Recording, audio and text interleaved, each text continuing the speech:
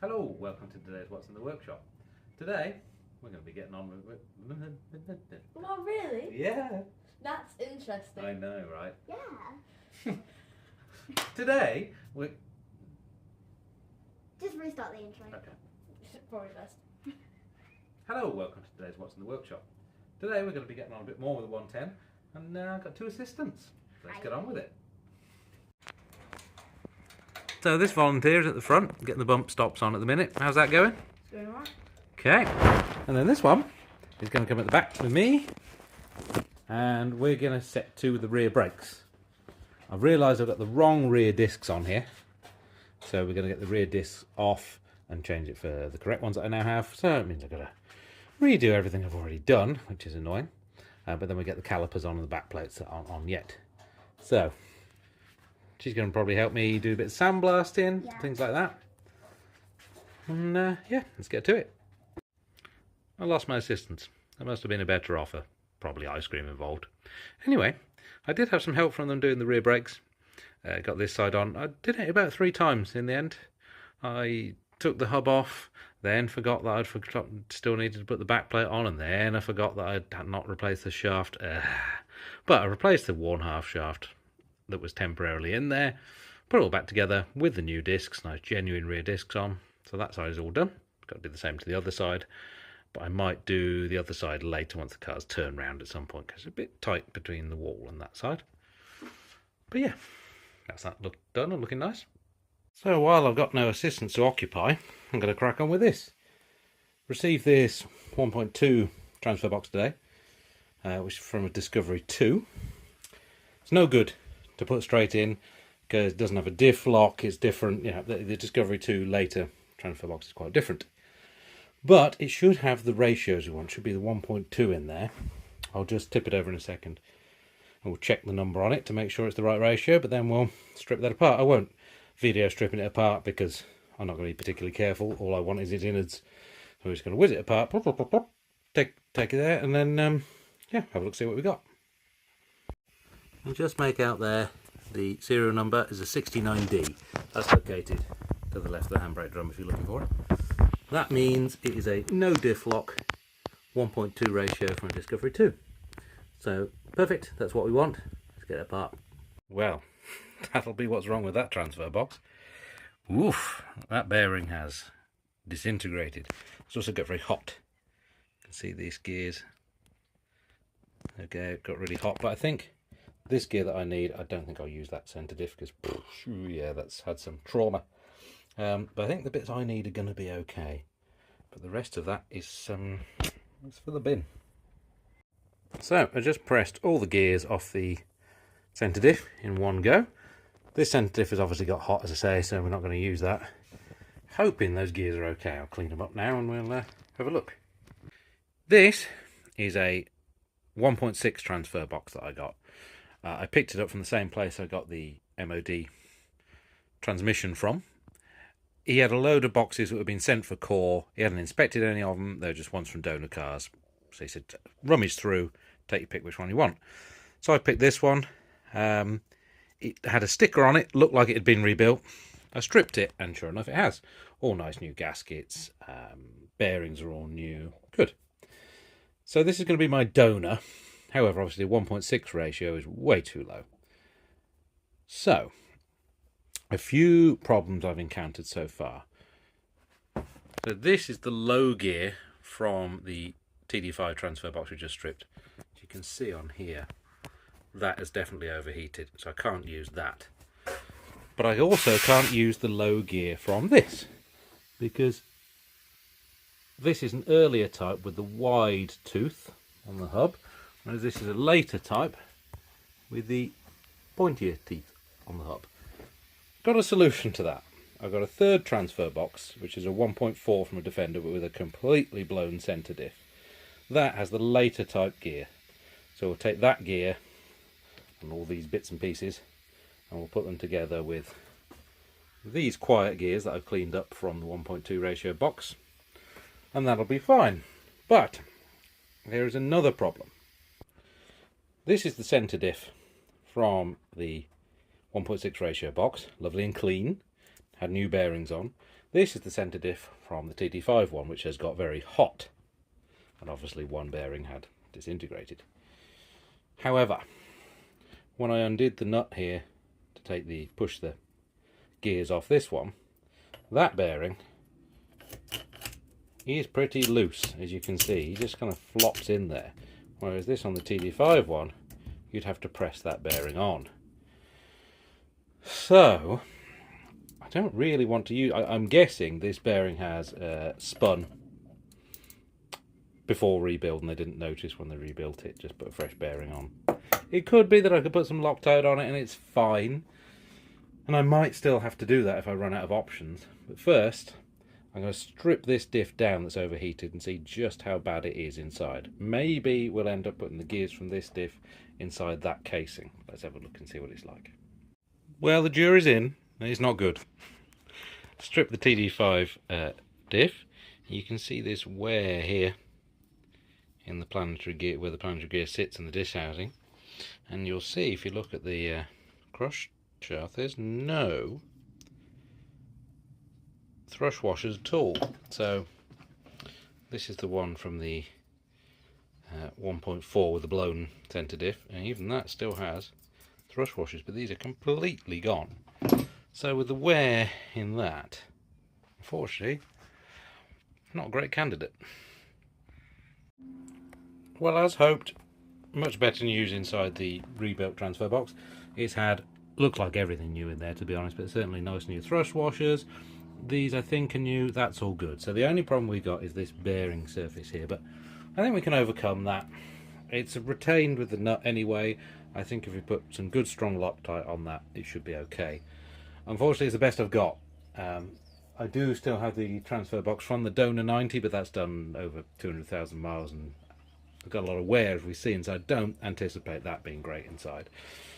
This has only got that one problem, so I think we're just going to have to run with it. But yeah, that's good news anyway. I just thought I should check, really. Wanted to make sure that's all okay. Right, that's all back together. So you've got the low gear from the Defender 1.4 box, along with this piece and that piece. And then this is the quiet gear 1.2 ratio from the TD5 box that will go with the other bits to give us our 1.2 ratio. I have put this on with 638, so that bearing is not going to move. I'm not too worried because, as well as being on that shaft, this nut also clamps it down to the next bit underneath.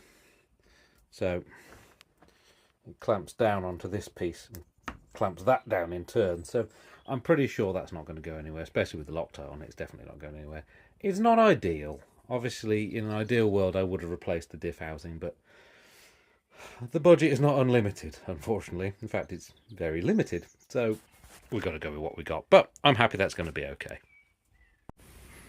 Right, we're all ready to rebuild. Got the centre diff dropped in there. Everything else is cleaned up, ready to go. I've transferred the as new bearings across from this previously rebuilt box into the 1:2 ratio bits from the blown up box. Same with the bearings on the input shaft there. Yeah, the most time consuming thing really is cleaning everything. If you've not done any kind of gearbox thing before or anything like that, this is a really good thing to do as your first one. Everything is big and simple. You can't really go far wrong. I mean, that's it. That's all the components. The most tricky bit is the centre diff, and even that's easy. You might need a press just to pull the bearing off, but yeah, nice and easy. I mean, I say that now, clearly something's going to go wrong and I'll have to do it all twice, and you know, but I'm going to throw it back together and yeah, I'll get it in the car. Right, I'm just about to put the transfer box back on. Lubricated the splines with some spline grease. That's particularly important if you've got an earlier transfer box without the cross drillings, to keep those lubricated. It's always good practice to do it anyway, helps it slide on, and hopefully the grease will stay around for a little while. So, I think it's time to drop the transfer box in. One more thing before I lift it in. These guide pins, they're just long bolts with the head cut off and then ground down. They make it so much easier to get a transfer box in. If you've got the space, always do that, because then you don't catch the seal on the shaft as you go in. There we are, all in. Note to self, future. Put on this handbrake lever bracket before the brake backplate because it is a right pain to get on afterwards. So I haven't had quite as much time in the garage the last week or two. A few reasons, and it's also been really hot. So I thought, while it is hot and I've got just a little bit of time, I'll get on and sort the bulkhead. So I measured it all up, and remember I got this bulkhead cheap because apparently the wings touch the bonnet when it was all together. They reckoned the bulkhead was 5mm too short. I measured it, and all it was these hinges were 5mm too low down. So I drilled out the plug welds, moved them up 5mm, welded them back on. So that should be fine. And then I had a nightmare with the paint. I cannot find out what colour the car is. And also, I've ordered paint from different places and I don't think the colours are even how they should be. And yeah, so I've been through 3 different colours and none of them were right. They were varying qualities of paint. In the end, I just painted it with the free pot of marine blue that I had lying around. It's the wrong colour, but at some point obviously I'm going to have to repaint the whole car. This is close enough to the many shades of blue it is anyway that I'm going to go with it, and if I do repaint the whole car, marine blue is a nice colour. So yeah, that's done basically, that's ready to go on, because I'm at the point now where with the transfer box on and all that in place, bulkhead's sort of next on the list really. So that's that bit. So next on the list, finally time to strip this thing right down. I'm going to need all the bits soon. I need the brackets for the bulkhead. So I think, although it's going to make a mess, I'm going to have bits literally everywhere. Time to take this apart.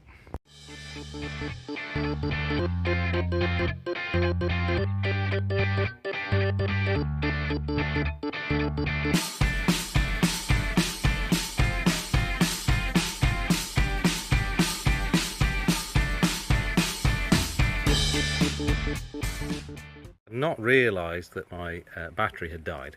I think we're probably at the point where I need to bring you in because this could all go interestingly. As you can see, I've got everything at the front off, so we're now just trying to take off the whole rear tub. My gimbal has also died, so I'll try and wedge the phone somewhere to...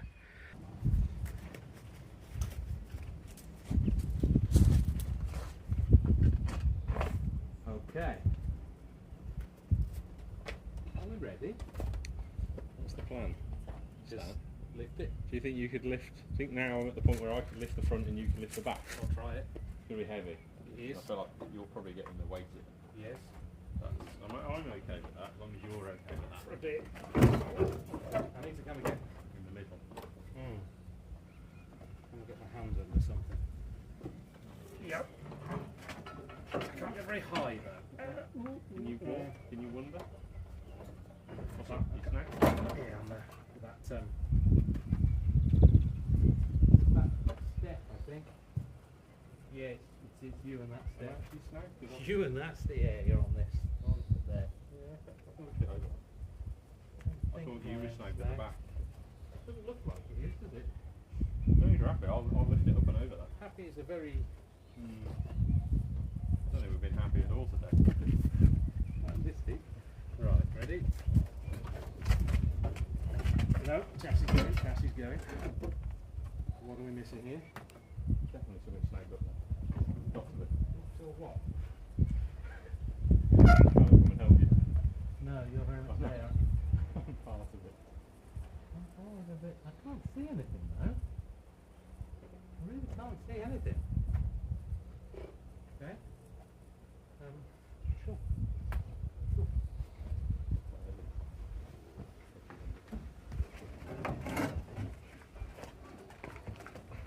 Something's not going, is it? It's all just you pivoting it round. Ah! No, not fuel tank breather. Ah. What's going on, Tom? I think I could do with something underneath. Can you drop it somewhere? Well, that's probably going to be okay if you did. Yeah, it's just bending your thing there. Well, if I lift up, can you see what's going on? Okay. More wiring. This side. We can do this side. Okay, that isn't actually the worst thing. No. We faffed about with all wiring about that side and we forgot. Didn't think we could do it. Yeah, that's what we did here. Yeah.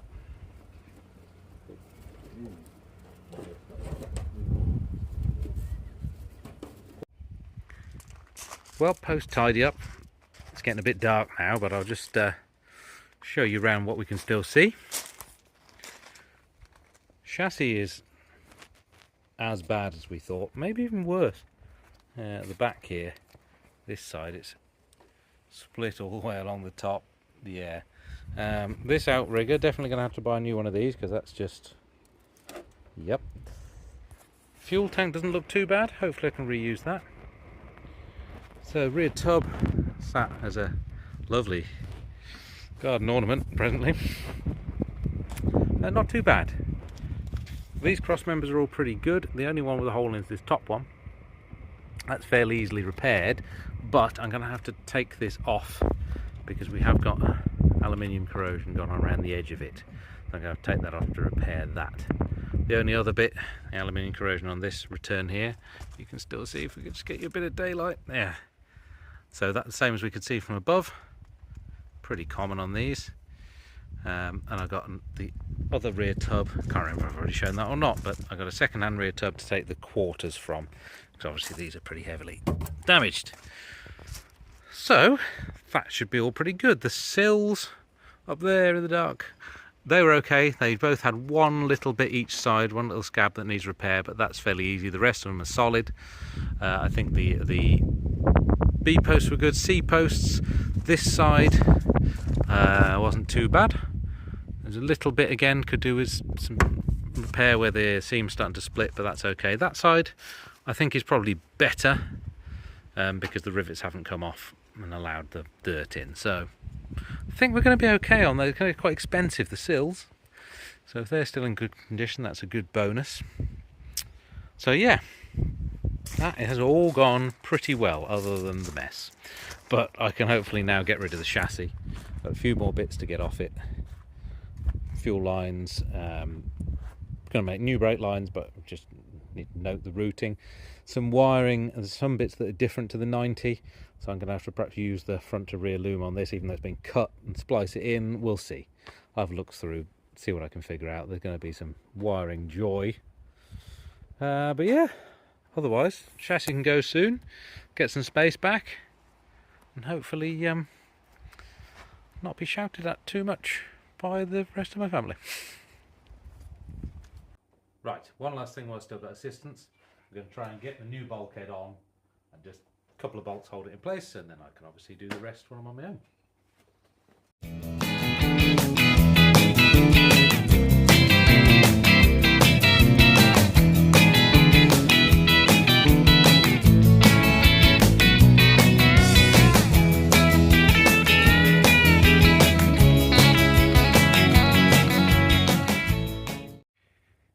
Well, that has immediately transformed the look of the whole thing.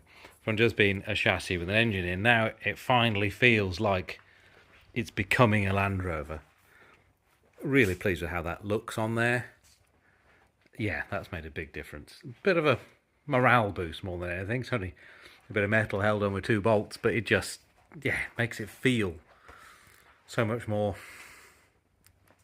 further along. So yes, very pleased with that one indeed.